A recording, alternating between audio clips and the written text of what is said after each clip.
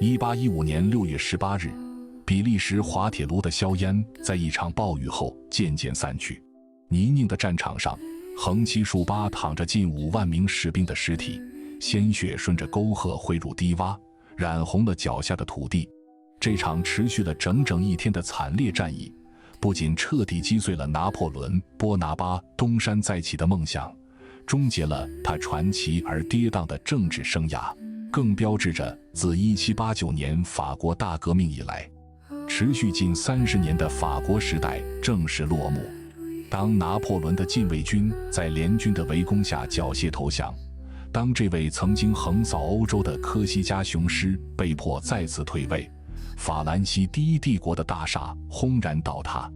此时的欧洲仿佛站在一片废墟之上的十字路口，曾经被法国大革命和拿破仑征服的土地亟待重建，被颠覆的旧秩序渴望复辟，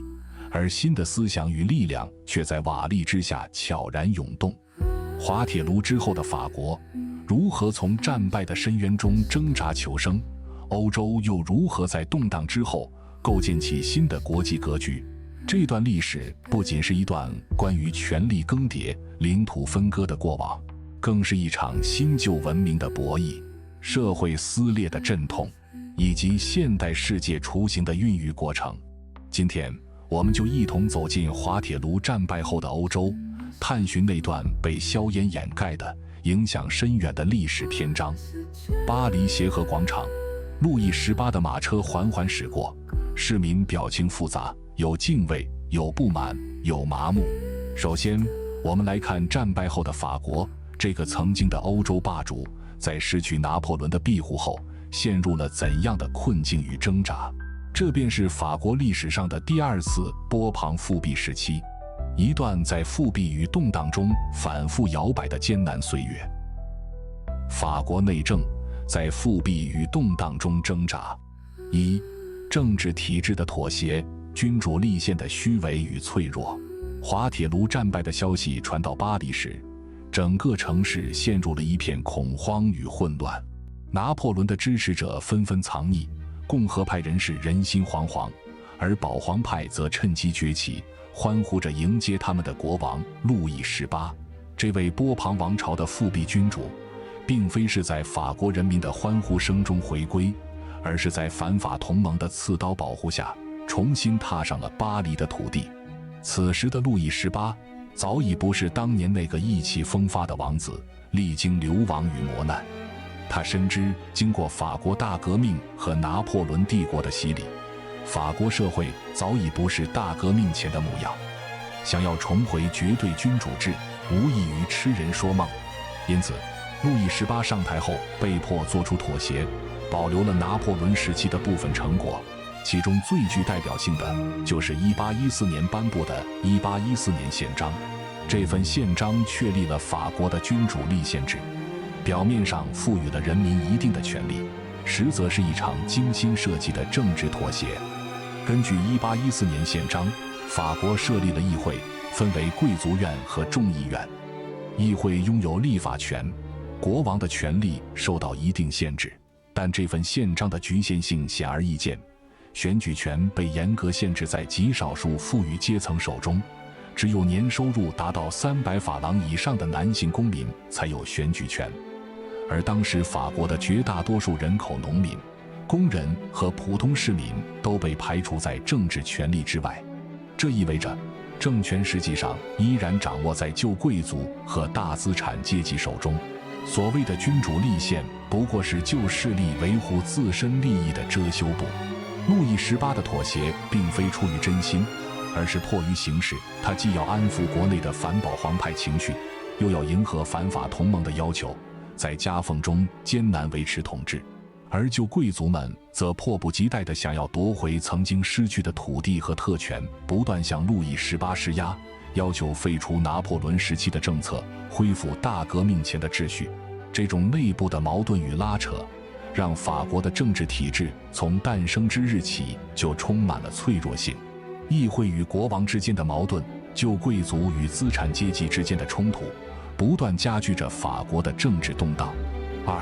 白色恐怖与党派斗争，社会撕裂的血色阵痛。滑铁卢战败后，极端保皇派又称 Ultras， 意为极端分子，趁机崛起。他们将战败的怒火全部发泄在波拿巴分子、共和派人士以及所有支持过法国大革命和拿破仑的人身上，发动了一场残酷的报复运动。这就是历史上著名的白色恐怖。极端保皇派的报复手段极其残忍，他们在全国范围内搜捕波拿巴分子和共和派人士，成千上万的官员被撤换、逮捕，甚至被处决。其中最令人唏嘘的莫过于拿破仑的元帅内伊。这位曾经跟随拿破仑南征北战，立下赫赫战功的勇士中的勇士，在滑铁卢战役后选择向路易18投降。本以为能够保全性命，却最终被极端保皇派判处死刑。1815年12月7日，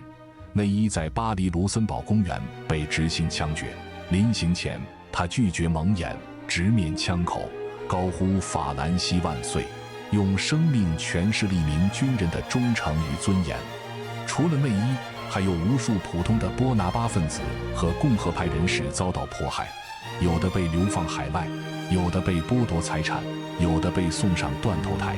据统计，在白色恐怖期间，仅法国南部的土伦地区就有超过200人被处决，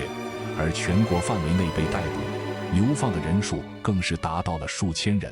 这种疯狂的复仇心理不仅没有平息社会矛盾，反而加剧了法国社会的仇恨与分裂。支持波旁王朝的旧贵族与怀念拿破仑帝国的民众势同水火，共和派与保皇派之间的冲突愈演愈烈，整个法国陷入了一片血色的动荡之中。与此同时，法国国内的党派斗争也日益激烈，除了极端保皇派，还有温和保皇派、自由主义派、共和派以及波拿巴派等多个党派。各个党派之间为了争夺权力，相互攻击，相互倾轧。温和保皇派主张维持君主立宪制，平衡各方利益；自由主义派则希望进一步扩大民主权利，推动社会进步；共和派则坚决反对君主制，主张恢复共和政体。而波拿巴派则始终怀念拿破仑的统治，渴望有朝一日能够让波拿巴家族重新掌权。这些党派之间的斗争使得法国的政治局势更加复杂，政府更迭频繁，政策朝令夕改，让法国人民在动荡与混乱中备受煎熬。3. 沉重的战败代价，领土缩减与民族尊严的重创。法国的领土逐渐缩减至1790年的范围，赔款数字缓缓浮现。盟军士兵在法国街头巡逻。滑铁卢战败后，法国不仅面临着内部的动荡，还承受着来自反法同盟的沉重惩罚。1815年11月20日，反法同盟与法国签订了第2次巴黎条约。这份条约对法国来说，无疑是一份屈辱的不平等条约。它不仅让法国失去了大量领土，还背负了巨额的战争赔款，更丧失了曾经的欧洲霸权地位。根据条约规定，法国被迫归还了自1790年以来通过战争征服的所有土地，领土范围重新缩减至1790年的疆域。这意味着法国失去了在莱茵河左岸、意大利北部、比利时等地区的所有控制权。曾经的欧洲霸主，如今只能蜷缩在本土范围内。更让法国民众难以接受的是，反法同盟还在法国周围建立了一系列缓冲国，进一步限制法国的发展，防止法国再次崛起。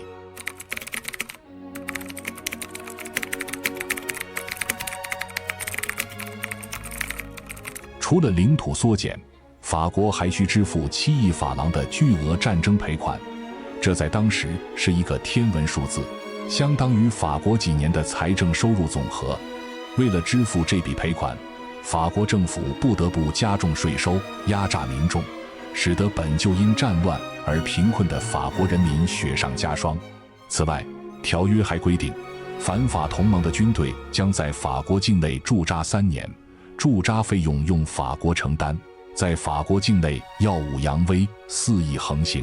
这些盟军士兵虽然名义上是来监督法国履行条约的，但实际上他们就是占领军，是来羞辱法国的。他们驻扎在法国的土地上，随意出入法国的城镇，抢夺法国的物资，骚扰法国的百姓，甚至干预法国的内政，让法国人民无时无刻不感受到战败的屈辱。更让法国人难以接受的是，他们不仅要养活这些占领军，还要忍受他们带来的各种麻烦。这些士兵有的酗酒闹事，有的抢劫财物，有的骚扰妇女，无恶不作。而法国政府却敢怒不敢言，只能眼睁睁地看着自己的同胞被欺负，看着自己的国家被践踏。这种寄人篱下的感觉比割地赔款更让法国人感到痛苦，它深深刺痛了法国人的民族自尊心，也让法国人更加怀念拿破仑时期的辉煌与荣耀。第二次巴黎条约的签订，标志着法国彻底失去了欧洲霸主的地位，沦为了二流国家。从此以后，法国再也不能像拿破仑时期那样随心所欲地干预欧洲事务，再也不能像拿破仑时期那样横行霸道地侵略其他国家。他的一举一动都受到了反法同盟的严密监视和限制，他的未来也被牢牢地掌控在反法同盟的手中。这份条约就像一道沉重的枷锁，牢牢地套在了法国的身上，让法国陷入了长期的衰落之中。在接下来的几十年里，法国一直试图摆脱这道枷锁，试图恢复曾经的荣耀，但每次都遭到了反法同盟的压制和打击。直到几十年后，法国才逐渐摆脱了战败的阴影，重新崛起为欧洲强国。但那时的欧洲已经不再是法国一家独大的欧洲，而是一个多极化的欧洲，一个全新的均衡时代。维也纳体系，欧洲的权力重组。当法国在战败的泥潭中挣扎时，战胜国们却在维也纳的豪华宫殿里举行着一场盛大的分赃大会，这就是历史上著名的维也纳会议。这场会议从1814年9月一直开到1815年6月，几乎所有的欧洲国家都派代表参加了，参会人数多达数百人，每天都有数不清的宴会、舞会和社交活动，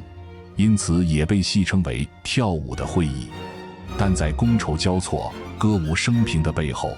却是各国代表们为了各自的国家利益展开的一场场激烈的博弈和争吵。维也纳会议的场景令人难忘，各国代表或坐或立，神态各异。奥地利首相梅特涅的肖像眼神深邃，充满算计，穿插四国同盟的签约仪式，以及欧洲新地图的绘制过程。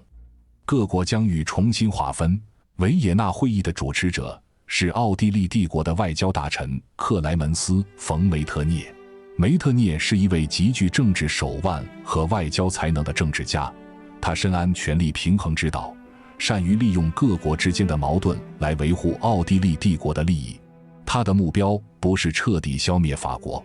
因为那样会导致欧洲大陆出现权力真空，反而会引发更大的混乱。他的目标也不是恢复欧洲的旧秩序，因为旧秩序早已被法国大革命和拿破仑战争摧毁殆尽。他的目标是建立一个稳定的、均衡的欧洲新秩序，既能防止法国再次崛起，又能遏制俄国和普鲁士的扩张，从而维持奥地利在欧洲的领导地位。除了梅特涅，维也纳会议还有3位核心人物：俄国的沙皇亚历山大一世、普鲁士的国王腓特烈威廉3世以及英国的卡斯尔雷勋爵。这4个人代表了当时欧洲最强的4个国家，他们之间的博弈和妥协，最终决定了战后欧洲的政治格局。亚历山大一世是一位雄心勃勃的沙皇，他自称是欧洲的解放者，实际上是想扩张俄国的势力范围，成为欧洲的霸主。他主张彻底削弱法国，甚至瓜分法国的领土，让俄国获得更多的利益。同时，他还支持波兰的独立，试图建立一个由俄国控制的波兰王国，作为俄国的缓冲地带。腓特烈威廉三世则是一位保守的君主，他一心想恢复普鲁士的领土和尊严，甚至想取代法国，成为欧洲大陆的强国。他主张严厉惩罚法国，夺取法国的莱茵兰地区，以获得更多的领土和资源。同时，他还想吞并萨克森王国，以扩大普鲁士在德意志的影响力。卡斯尔雷勋爵是一位冷静务实的外交家，他的目标不是欧洲大陆的霸权，而是欧洲大陆的军事，以保障英国的海上贸易和殖民利益。他既不想看到法国过于强大，也不想看到俄国和普鲁士过于强大，因此他主张保留法国的完整，以维持欧洲大陆的平衡。同时，他也反对俄国和普鲁士的过度扩张，以保护英国的利益。这4个国家各有各的算盘，各有各的目标，他们在维也纳会议上展开了激烈的争吵和博弈。俄国和普鲁士主张严厉惩罚法国，彻底削弱法国的实力，而英国和奥地利则主张保留法国的完整，以维持欧洲大陆的平衡。最终，经过数月的激烈争吵和讨价还价，各国达成了一系列妥协，确立了战后欧洲的维也纳体系。这个体系的核心就是正统主义和军事原则。所谓正统主义，就是恢复法国大革命和拿破仑战争中被推翻的欧洲各国旧的封建王朝，比如法国的波旁王朝、西班牙的波旁王朝、意大利的萨伏伊王朝等。这些旧王朝的复辟是为了恢复欧洲的旧秩序，是为了镇压革命，是为了维护封建君主的统治。所谓军事原则，就是要通过领土的重新划分，在欧洲大陆上建立一个稳定的力量平衡，既不让法国过于强大，也不让任何一个国家过于强大，从而防止战争再次爆发，维持欧洲的长久和平。在正统主义和军事原则的指导下，维也纳会议对欧洲的政治地图进行了彻底的重新划分。法国被剥夺了自1790年以来征服的所有领土，领土范围缩减至1790年的疆域。普鲁士获得了莱茵兰地区和萨克森王国的一部分领土，实力得到了极大的增强。奥地利获得了意大利的伦巴第和威尼斯地区，巩固了在意大利的统治。俄国则获得了波兰的大部分领土，建立了由沙皇兼任国王的波兰王国。英国则获得了大量的海外殖民地，包括南非的好望角、斯里兰卡、马耳他等地，巩固了其海上霸主的地位。为了防止法国再次崛起，同时也为了镇压欧洲的革命运动，1815年9月，俄国、普鲁士和奥地利3国签订了神圣同盟，承诺以基督教教义为准则，共同维护欧洲的封建君主统治。随后，英国也加入了进来，组成了4国同盟，共同维护维也纳体系的稳定，共同镇压欧洲的革命运动。维也纳体系的建立标志着欧洲进入了一个新的历史时期，这个时期被称为欧洲协调时期，也被称为梅特涅时代。在这个时期里，欧洲各国虽然存在矛盾和冲突，但在维护现存秩序、镇压革命运动这一点上却达成了高度的一致。他们通过定期召开国际会议，协调彼此的利益，解决彼此的矛盾，共同维护欧洲的和平与稳定。然而，维也纳体系从一开始就充满了矛盾和不稳定因素。它无视了民族主义的诉求，无视了自由主义的呼声，强行将欧洲人民置于旧王朝的统治之下，强行用封建专制压制革命思想。他用大国政治压制小国利益，用封建统治压制人民意志。这种建立在旧秩序之上的稳定，注定是脆弱不堪的，注定是无法长久的。就像一座建立在火山口上的宫殿，看似金碧辉煌，实则随时都有可能被革命的烈焰吞噬。复辟时代的暗流革命的种子。这个时代的画面是巴黎的贫民窟与富人区的惊人对比，一边是衣衫褴褛、面黄肌瘦的工人，一边是锦衣玉食、歌舞升平的贵族。大学生秘密集会的场景，传阅着禁书，烧炭党人暗杀的画面，火光冲天，气氛紧张，社会氛围低沉压抑，偶尔会爆发出激昂的革命旋律。在维也纳体系的金碧辉煌之下，在波旁王朝的歌舞升平之下，一股股暗流正在欧洲的底层涌动。滑铁卢的战败虽然摧毁了拿破仑的帝国，但摧毁不了法国大革命留下的思想：自由、平等、博爱、民族主义。这些曾经点燃欧洲革命的火焰并没有熄灭，而是在灰烬中积蓄着力量，等待着下一次喷发的时机。在法国，虽然极端保皇派企图恢复旧制度，但社会结构已经发生了根本性的变化。农民们不再是封建领主的附庸，他们拥有了自己的土地，知道了自己的权利。他们渴望获得真正的自由，渴望摆脱旧贵族的压迫。工人们开始在城市里聚集，他们被资本家剥削，生活贫困，渴望获得公平的待遇，渴望改变自己的命运。中产阶级日益壮大，他们拥有财富，拥有知识，渴望获得政治权利，渴望参与国家治理。这些新兴的社会力量已经无法被旧制度所容纳，他们成为了革命的种子，随时可能爆发。拿破仑的传奇故事并没有随着他的死亡而消失，反而在民间广为流传，被赋予了神话色彩。退伍老兵们围坐在壁炉旁，向年轻人们讲述着跟随皇帝南征北战的往事，讲述着奥斯特里茨的太阳，讲述着金字塔下的荣耀。这些故事点燃了年轻人的激情，也唤起了他们对帝国时代的怀念。他们不满波旁王朝的保守无能，不满旧贵族的骄奢淫逸，他们渴望像拿破仑时代那样，让法兰西再次成为欧洲的霸主，让法兰西再次成为世界的中心。拿破仑的儿子罗马王虽然被他的外祖父奥地利皇帝软禁在维也纳，但他的存在本身就是一种象征，一种对波旁王朝的威胁。波拿巴主义者们秘密地聚集在一起，策划着如何推翻波旁王朝，如何让拿破仑的后代重新登上皇位。他们在军队中发展力量，在民众中宣传思想，等待着时机的到来。在欧洲其他地区，革命的种子也在生根发芽。在德意志，大学生们组成了青年协会，秘密传阅着禁书，讨论着德意志的统一，反抗着封建诸侯的专制统治。他们渴望建立一个统一的、自由的德意志国家，渴望摆脱封建割据的束缚，渴望像法国那样实现民族独立和民主自由。1817年，瓦特堡集会，学生们焚烧了反动的书籍，高呼着自由和统一的口号，表达了他们对维也纳体系的不满，对封建专制的反抗。在意大利，烧炭党人秘密活动，策划着反抗奥地利统治的起义。烧炭党人大多是中产阶级和知识分子，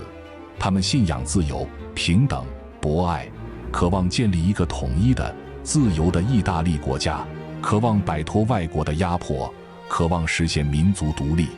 1820年，那不勒斯爆发起义，烧炭党人领导民众，推翻了封建专制统治，建立了君主立宪政府。但这次起义很快就被奥地利军队镇压了。烧炭党人遭到了残酷的迫害，但他们没有放弃，依然在黑暗中坚持着斗争。在西班牙和葡萄牙，自由主义者们也发动了起义，试图推翻封建专制统治，建立君主立宪制度。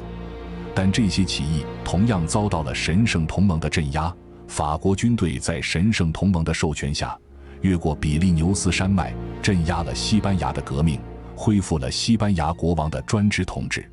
尽管这些早期的革命尝试都以失败告终，但他们表明革命的种子已经生根发芽，他们正在积蓄力量，等待着下一次爆发的时机。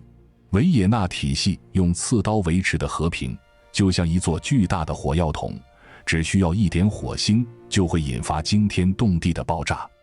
尾声，滑铁卢之后何去何从？滑铁卢后的法国被压缩成一块暗淡的区域，而周围是普鲁士、奥地利、俄国等列强的虎视眈眈。法国的土地上，红色的革命暗流在各国境内涌动。滑铁卢是一场战役，但历史的长河从未停歇。滑铁卢的硝烟散去了，拿破仑的时代结束了，法国的霸权终结了。但对于法国来说，真正的故事才刚刚开始。战败的耻辱，复辟的尴尬，白色恐怖的血腥，巴黎条约的枷锁，这一切都让法国陷入了前所未有的低谷。但低谷并不意味着终结，反而可能孕育着新的希望。法兰西民族的韧性与骄傲并没有被滑铁卢的战败所击垮。那些怀念帝国荣耀的退伍老兵，那些渴望自由平等的中产阶级，那些受到革命思想熏陶的年轻人，他们并没有放弃对未来的希望。他们在黑暗中积蓄力量，等待着下一次机会的到来。而欧洲也进入了一个全新的时代，维也纳体系建立了，但它从一开始就充满了矛盾和不稳定因素。它用封建专制压制革命思想，用大国政治压制小国利益，用旧秩序压制新力量。这种压制注定是无法长久的。革命的种子正在欧洲的底层生根发芽，他们终将冲破旧秩序的束缚，迎来一个新的时代。滑铁卢之后，欧洲进入了长达40年的梅特涅时代，这是一个相对和平的时代，也是一个暗流涌动的时代。在这个时代里，欧洲各国虽然有矛盾，但通过大国协调维持了基本的和平。在这个时代里，革命运动虽然屡遭镇压，但从未停止过斗争。在这个时代里，工业革命蓬勃发展，社会结构剧烈变化，新的思想和新的力量不断涌现。滑铁卢之后，法国不再是欧洲的主宰，但它依然是欧洲文化、思想和艺术的中心。巴黎的沙龙里，知识分子们热烈地讨论着自由、平等、博爱。巴黎的咖啡馆里，艺术家们用画笔和文字记录着时代的变迁。巴黎的街道上，工人们和学生们秘密集会，策划着下一次的革命。1815年，滑铁卢的战败，标志着法国从欧洲霸主的巅峰坠落，标志着拿破仑帝国的终结，标志着旧秩序的复辟。但这并不意味着法国历史的终结，也不意味着欧洲历史的终结。恰恰相反，这只是另一个故事的开始，一个关于革命与复辟、自由与专制、民族主义与大国博弈的全新故事。拿破仑曾说，从崇高到荒谬只有一步之遥。滑铁卢让法兰西从崇高跌落，但历史证明，跌倒了终会再爬起来。法兰西的民族精神并没有被滑铁卢的战败所摧毁，它在屈辱中积蓄力量，在黑暗中寻找光明，在沉默中等待着下一次的爆发。1830年7月革命爆发，波旁王朝再次被推翻。1848年2月革命爆发，7月王朝被推翻，第二共和国成立。1852年，拿破仑的侄子路易·波拿巴称帝，建立第二帝国。法国在动荡中寻找着出路，在变革中追求着进步。滑铁卢不是终点，而是一个新的起点。它开启了一个全新的时代，一个充满矛盾和冲突的时代，也是一个充满希望和变革的时代。历史的长河从未停歇，而我们将拭目以待，见证下一个时代的到来。亲爱的观众朋友们，感谢您的收看，我是您的时光导航员劳伦斯，让我们一起探讨历史真相。以人为鉴，可以明得失；以史为鉴，可以知兴替。让我们一起为了世界的文明与和平而努力。如果您喜欢这个视频，请点赞、订阅并分享给更多历史爱好者。下期我们将带您走进1848革命，席卷欧洲的春天，敬请期待。